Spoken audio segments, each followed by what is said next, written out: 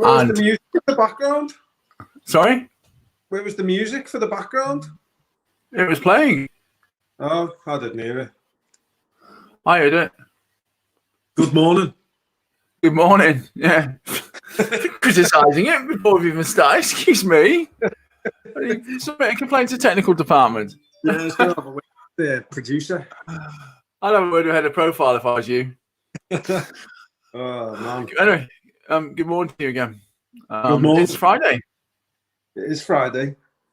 Yeah, and it was a cold one last night, but it's a beautiful morning. So yeah, it was. I decided to get not a new routine, but just switch the order. I do my things in the morning up this morning, and yeah, it's beautiful out there. It's cold, it's frosty, but sunny, lovely. Well, now you've opened that Pandora's box. Tell me what you've done differently then.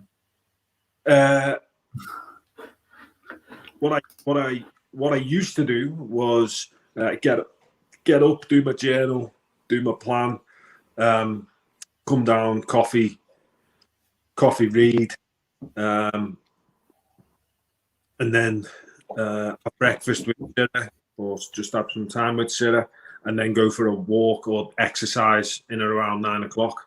Mm-hmm. This morning, up straight out the door. Made the coffee and took it with me. I've went for a walk, worked out. I've essentially done my workout first.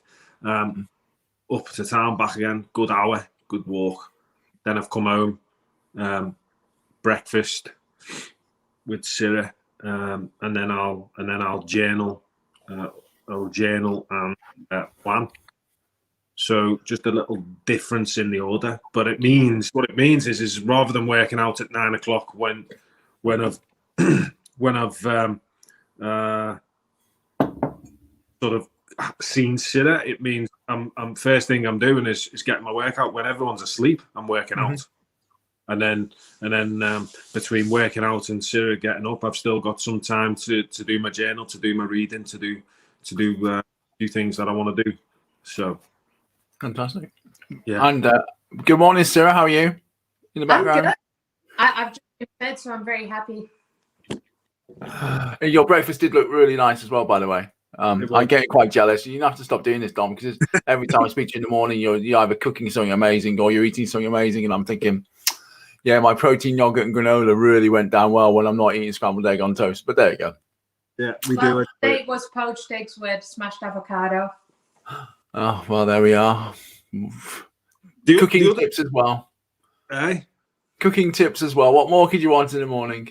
What more do you want on a daily basis? The other thing I want to say about that workout is what I really want to do, it's going to benefit me in the future, is working out, HIIT sessions, strength sessions. I've done it in the morning before, easier. It doesn't faze me. But right now I'm in that groove where I'm just like, working out. But and I really want to get that done at 6 o'clock in the morning. If I'm going to work out at 6 o'clock in the morning, I'm not in the mood to be just going straight into a HIIT session right now. But what I can do is nice and easy. Just get out for a walk, get into the habit, build the habit first in something I'll enjoy, which is get out for a walk, listen to a podcast, Stop saying that W word. Every time you're saying it, there's a pair of ears down here keep pricking up. You get out the house, podcast, go walk, and then once I'm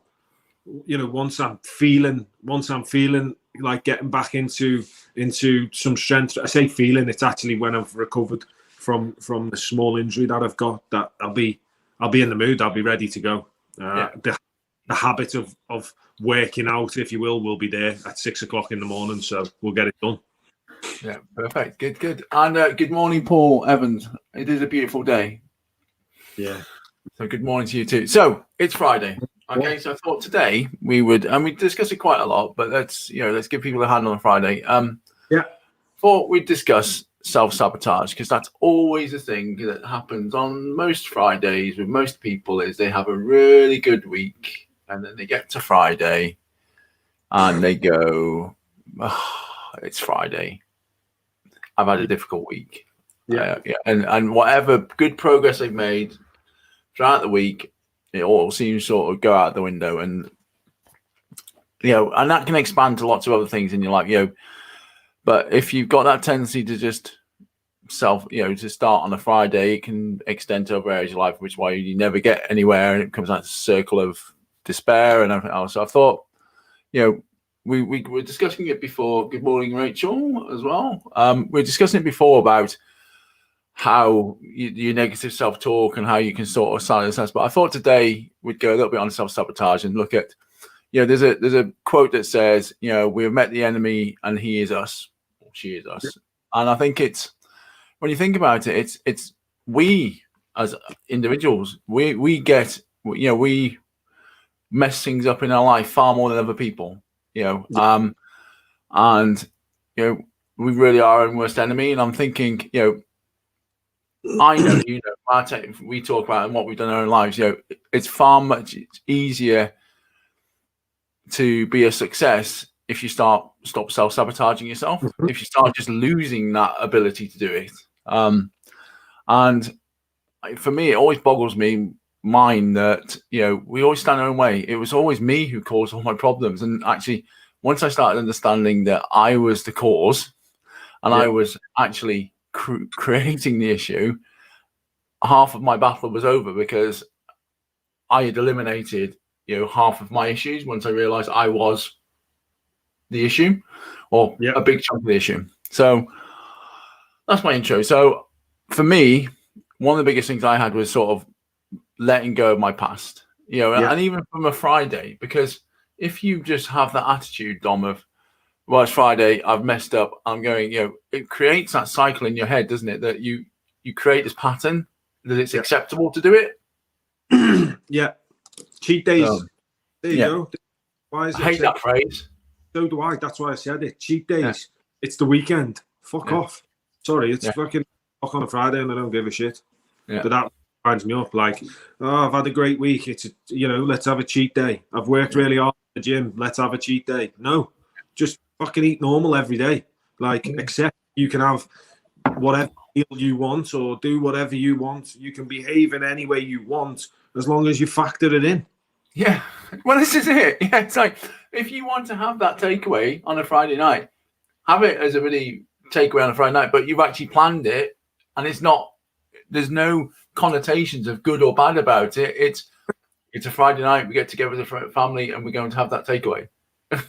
If you're on a weight loss journey, if you're on a weight loss journey and this meal is particular meal is 1,500 calories and you've only got 2,000 calories, well, you've got either some reducing on that meal to do, or you've got some really working hard through the day and determination to get yourself through, so you've got enough to eat. The point is factor it in, accept the consequences of whatever you've got to do. But the other point, ultimately, what I'm saying here is self-sabotaging is, it is certainly sabotaging is destructive behaviors. Yes. Label, but no behavior needs to be destructive. No. If you factor it in. Yeah. So I suppose that's probably gone to the end right away. There's a strategy that skip the rest. We'll just give you the and it doesn't need to be destructive. You don't need to self-sabotage. Yeah. But I think the other point is identifying the state, your state. Yes.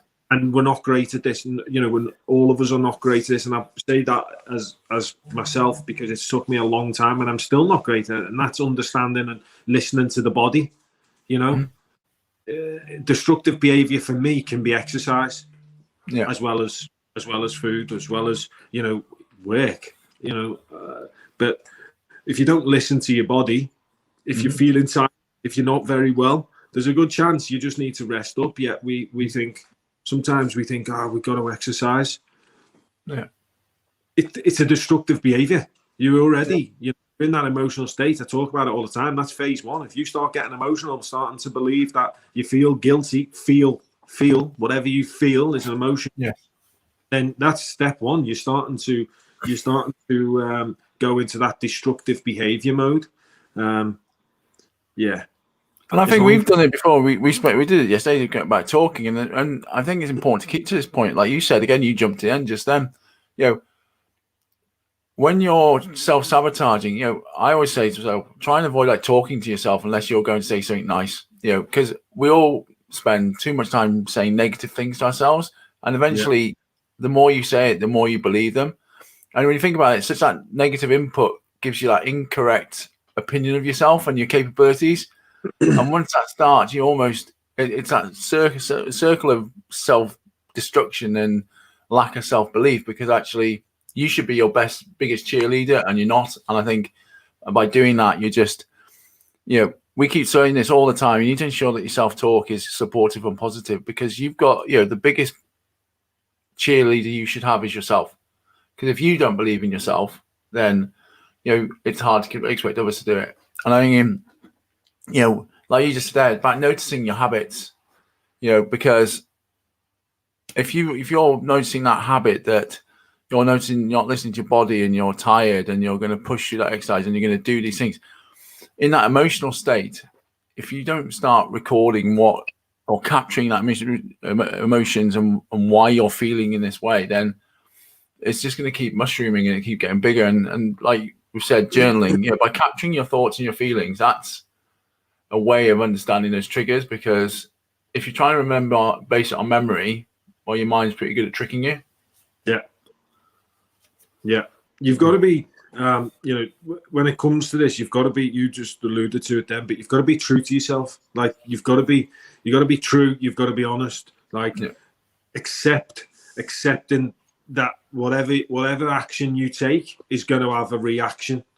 The cheat meal or the cheat day is going to give you a short-term pleasure. It's a quick fix. It's going to give you. It's going to give you a release of endorphins that quickly gives you a fix of pleasure, but there's going to be a consequence.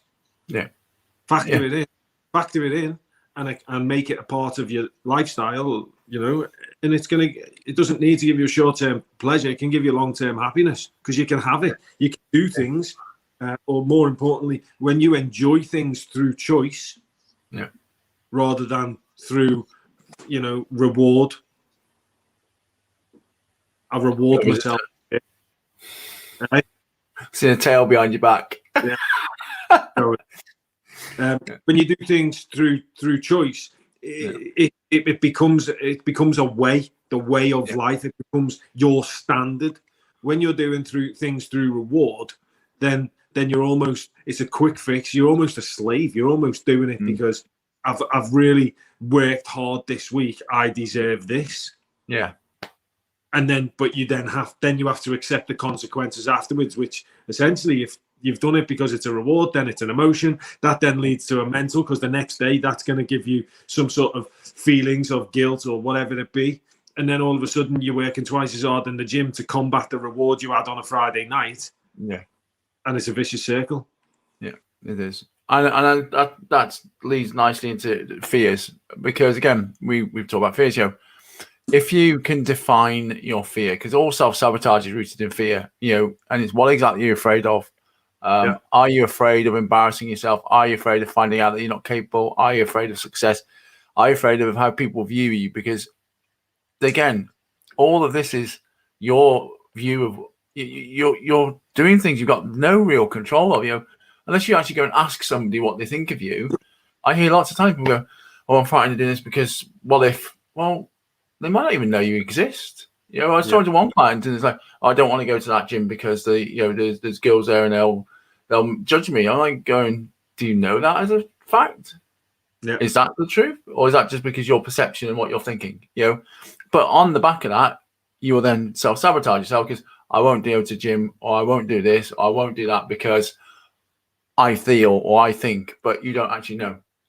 I said this last night in one of the group trainings, that essentially, all of the excuses, because that's what they are, all of the excuses that you create because of the fear that you have, they are what will stop you. They won't stop you from succeeding. If you overcome them, they won't stop you. But what will stop you is not doing it, not taking action.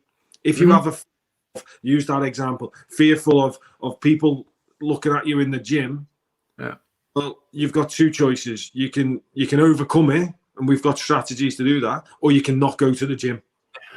Not going to the gym is the quickest way to failing. Yep, absolutely. You might be fearful of what they're thinking, but that won't stop you from succeeding. But not going to the gym will stop you from achieving whatever it is you want to achieve. Likewise, that you can apply that principle to anything in life. We talk about it where we put us not doing this now. We could be fearful people will judge us, that people will question what we're talking about, that we might say something that's incorrect. We probably do all the time.